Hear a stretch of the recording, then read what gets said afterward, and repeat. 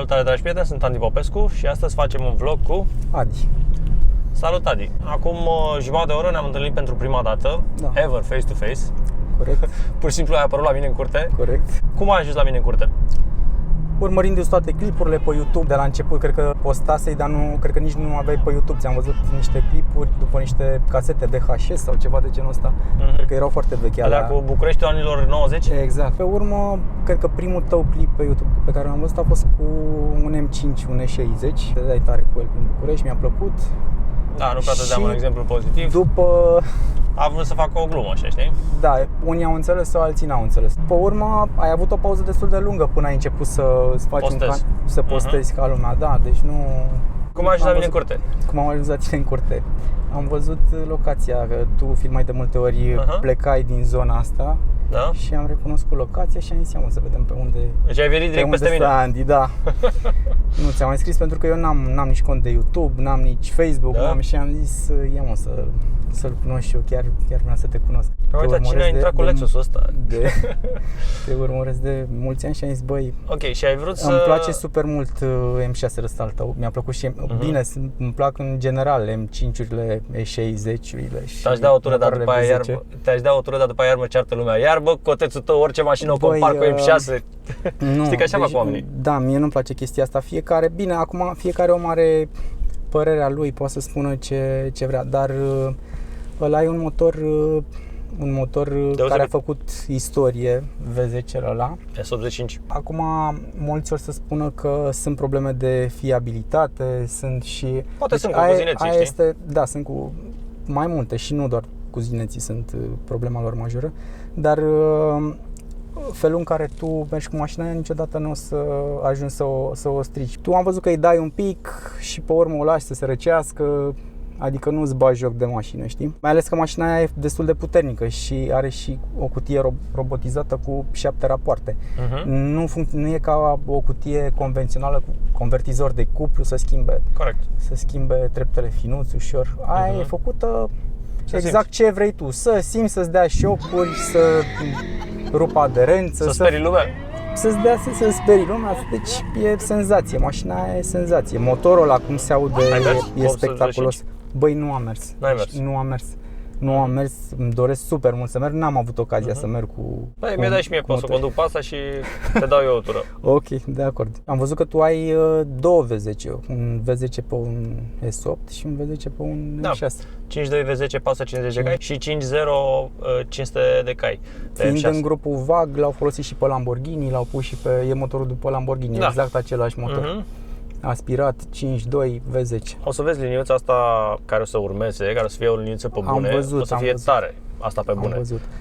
Aia care a fost așa, a fost... Mi-a plăcut și aia, să știi. Deci aia a fost așa, mai mult ca un sketch. Mi-a plăcut. Da, a fost un sketch. Trebuia să scriu sketch la început. Bine, îți dai seama că lucrurile sunt foarte clare acolo. Vorbim de două mașini, vorbim de un GT și vorbim de o limuzină.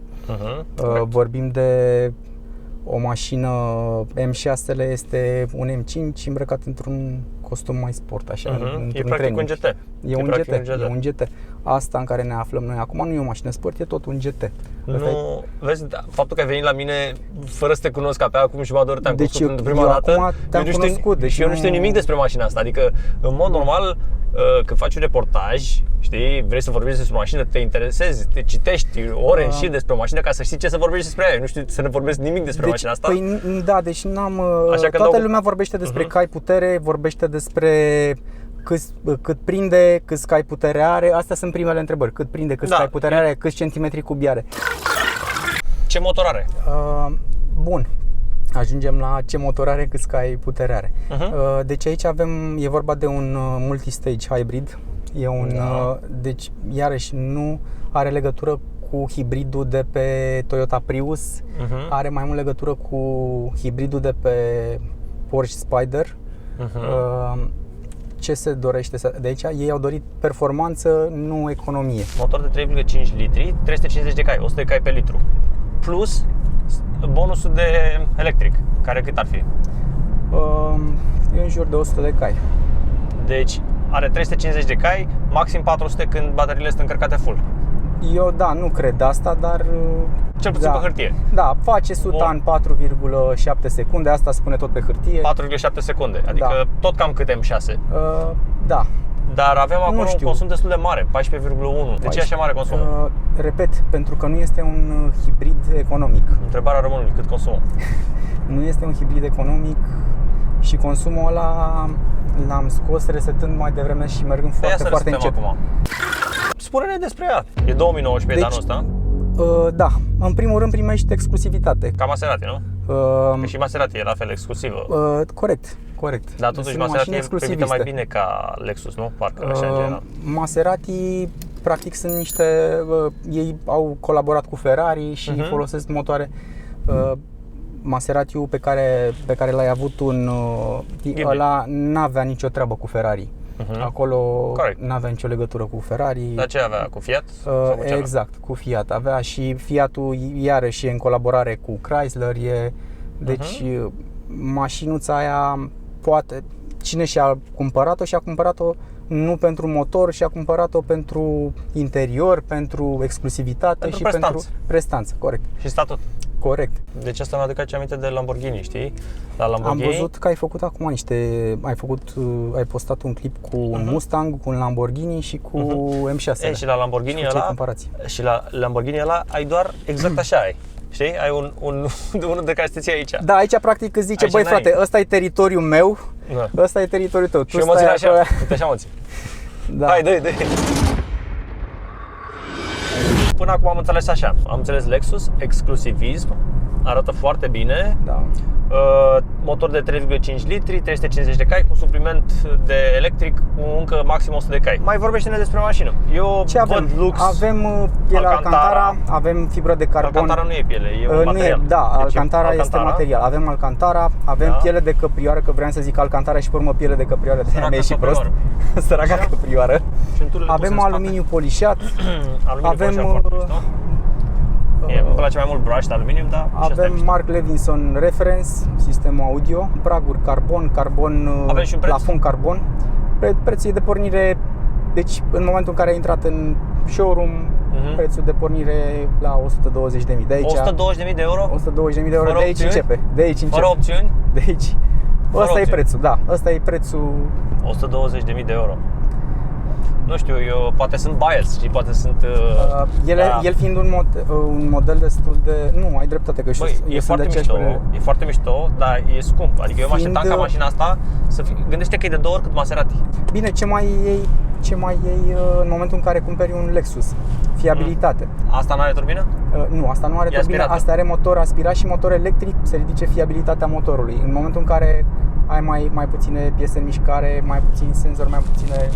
Da, nu poți să strică turbina dacă nu ai. Da, n-ai cum să strici. Și eu am mers mai mult pe fiabilitate și pe... Cred că a avut-o cineva care a fumat, vezi că au rămas urme pe acolo? Da? Vezi ce remarc? De ce îți place ție? Motivația ta? Dar eu nu am spus că îmi place mașina asta. N-ai zis îți place, nu? Nu, n-am spus că îmi place, dar nici n-am spus că îmi displace. Deci eu consider că... Eu pot să spun până acum că îmi place, dar mi se pare mult prea scumpă. Cu ce mașină crezi că o să găsi mai multe femei? Cu asta sau cu Mustang? Aici e o chestie de gust, știi? Salut. Ia uite, te cunoaște lumea. Pe tine. Ăștia mă cunosc că vând telefoane, știi? Am văzut și ăla cu telefoanele când ai făcut Uber, da.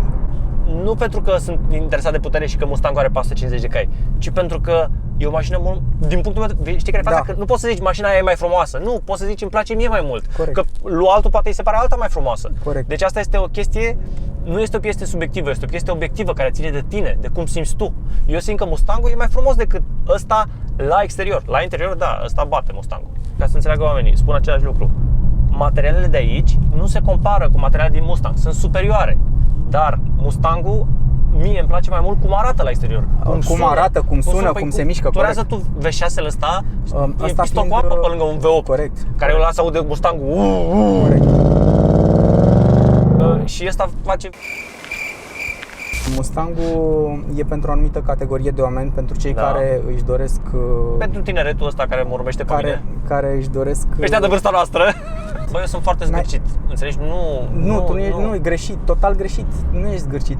Tu știi ce-ți dorești de la o mașină. Tu când ți-ai luat o mașină, știi, ai deja niște linii clar trasate în mintea ta și știi, băi frate, vreau senzație, vreau să simt motorul ăla, vreau să aud motorul, vreau să mă miște brusc. Exact. Sunt persoane bătrâne sau nu știu, sau alt gen de persoane cărora nu le plac chestiile astea. Ei vor să ai liniște, eu nu sunt în categoria aia. Vor liniște, vrei liniște, ia-ți un S-Class.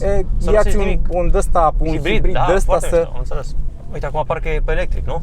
Acum da, a fost pe electric și acum a pornit, da. Da, se simte asta.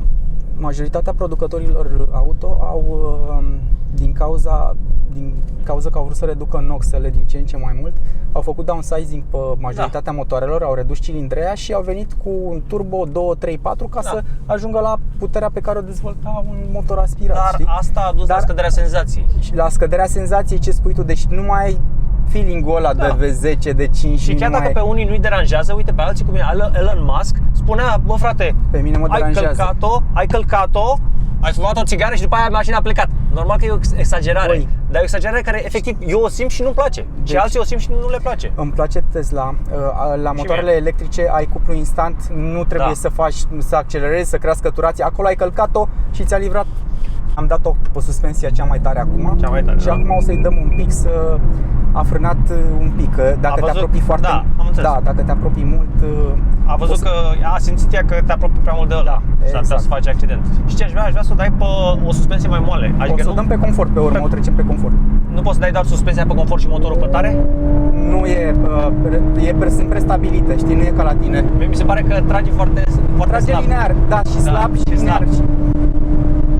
Gata, ajunge. Ok, când avem 200 la oră, eu nu mă gândesc decât la camere. Nu la camere, nu, mă gândesc cum dacă mormântarea ar fi cu coșug închis sau deschis. Înțelegi? Pentru că trebuie să te gândești și la treburile astea. Deci când mergeți cu 200 la oră, gândiți-vă dacă vreți să fiți înmormântați cu coșug închis sau deschis. Poate asta vă va salva viața.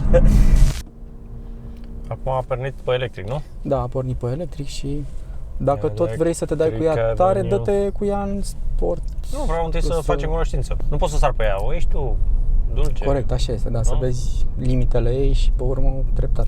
Și ăsta e cel mai sportiv, nu? Da, ăla e cel mai sportiv. Launch control are? Nu, n-are launch control.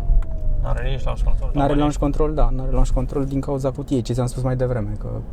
Ok, atunci o să las frâna și dau accelerație. Exact. 3, 2, 1 și...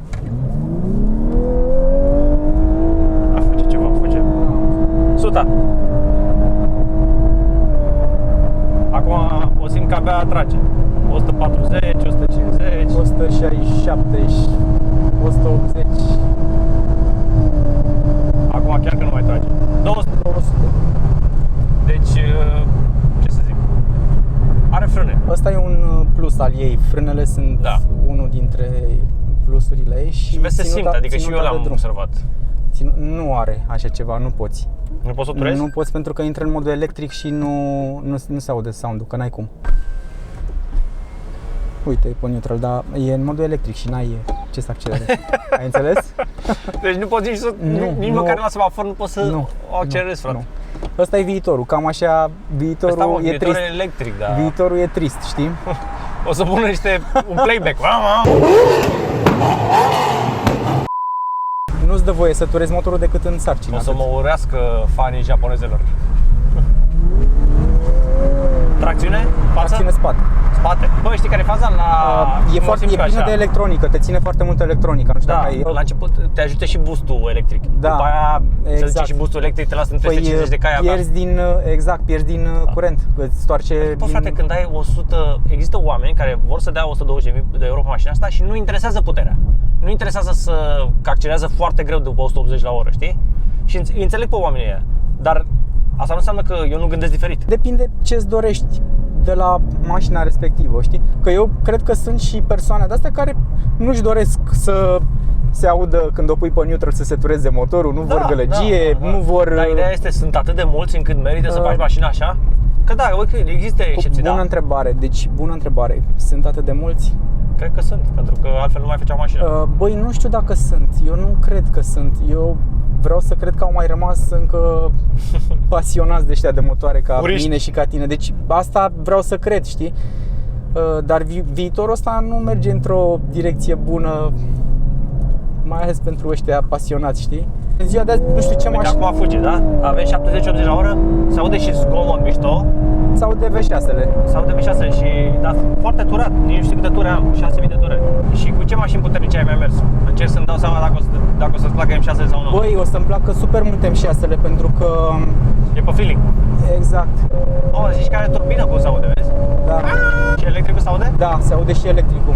În spate are niște ventilatoare mari, dacă o să-i dai mult blană așa, o să auzi cum se pornesc ventilatoarele. E mișto senzația, uite, la 180 la oră, eu simt confort. Să ridicăm și aileronul? Confortul am și în Panamera mea de 20.000 de euro. Corect. Dar nu ai senzații. Păi nici în asta n-ai senzații. Nici în asta n-ai senzații. Cea mai mișto chestie la mașina asta este felul cum arată în interior. Da, interiorul deci, e spectaculos. Deci interiorul e spectaculos prin calitatea materialelor. Adică nu vezi plastic de la ieftin ca la Mustang. Nu există, hai să zicem și pe asta. Ok, exact. Dar și prețul de 2 ori. Îmi place bordul ăla, uite cum arată, adică poți să schimbi bordul ăla de acolo, de la butonul ăla din stânga sus, vezi că ai... Bănuiesc că are și Distronic. Da, păstrează și distanța. Bine că are ăla care pentru precoliziune, știi? Care frânează... Precolision alert. Da. Ia să vedem când ne anunță dacă intrăm în ăsta. Mie mi-a fost întotdeauna frică să-l testezi? Să-l testez, dar n-am încredere în astea. Am văzut niște... Bine că n-a zis nimic. N-a zis nimic, da. Bine, poate n-a detectat. De multe ori, când merg cu ea tare prin trafic și filtrez, mă bag printre mașini așa, atunci da. Atunci, da, exemplu negativ poporului. Atunci frânează singură. Ea merge și full electric? Merge și full electric, da. Câți kilometri? 10-20? Îți arată în stânga acolo. Cam câți kilometri merge full electric? Nu are autonomie atât de mare, să știi. Nu este are 24 km, E8. Și Ampere are 70. În niciun caz atât de mare autonomie pe cât faci, 10 km? Ceva de genul ăsta, da. Ride-ul e foarte soft așa, adică îmi place, confort, e confortabil. Da, uite, adică da, tu ai mers în modul sport. Da, acum poți să mergi în confort. E și mai... Da, uite, vezi, ai simțit acum la de Niveras, dar fii atent, nu știu de ce, poate, adică aș alege oricând un SQP. Tu ce alege? Dintre un Seria 8 și un SQP. Nu, și asta. Și asta? Dintre un Seria 8 și asta? Da. Eu aș alege Seria 8. Ok, dintre un Seria 8 și un SQP. Ce alegi? Aici e destul de... e grea tricky. Asta.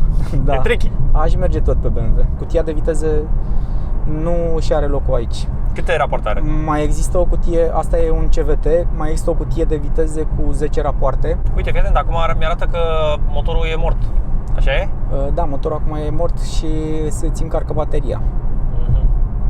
Pentru că mergi cu ea destul de ușor. Întrebarea românului, consum avem 13,6. 13,6. Nu i-am dat foarte mare forje, am făcut un 0-200. Direcția răspunde destul de bine pentru o direcție electrică. Asta îmi place la ea. E by-wire, nu? Și da, și ținuta de drum este bună. Pentru că ai văzut anvelope mari. Dar știi ce înseamnă drive-by-wire, da? Că dacă te lasă, poți să faci volanul așa și mașina merge drept. I-aș fi pus mașinii astea măcar un motor de 4 litri. Păi are un motor de 5 litri. Există o variantă cu motor de 5 litri V8. Mi-ar plăcea să vorbim cu cei de la Lexus, 400... să-mi dați și mie o mașină în test să pot să fiu și eu, să o laud. De 400, în jur de 460 sau 470 de cai are. Așa, da. Și cu o cutie în 10 rapoarte. Deci directorii de la Lexus, contactați-o. Deci mașina este foarte luxoasă, foarte confortabilă. Dacă nu sunteți pasionați de blană, bombă, grenadă, merită să dai 120.000 pe ea, pe bune. Dacă nu... Asta mi-a plăcut întotdeauna în toate vlogurile tale, pentru că spui lucruri pe nume. Dar cum, n-are autohold? Trebuie să apeși butonul, da. Bun, și am apăsat butonul și acum? Nu e decât din asistența la plecarea din rampă. Știi? Nu e... Bun, deci stai un pic. Uite, acum are. Vezi? Da, nu știu. Cum faci să faci vlog cu Andy? Că asta e întrebarea care mi-a pus. Sincer, mi-a părut super bine că te-am cunoscut. Chiar doream de mult timp să te cunosc și acum m-am convins că... Cum, eu sunt capă cameră? Sau sunt altfel în afara camerei? Chiar ești. Știi că o întrebare care o pun oamenii, bă, cum e Andy în realitate? O să le spun eu, chiar ești băiat de nota 10. L-a plătit Andy să nu știu cum. Contează să fii natural, asta este părerea mea. Mi-ar fi greu să joc un rol. Bun, lăsați-ne un comentariu, dați-ne și nouă un like în comentariu, nu dați subscribe, doar apăsați clopoțelul.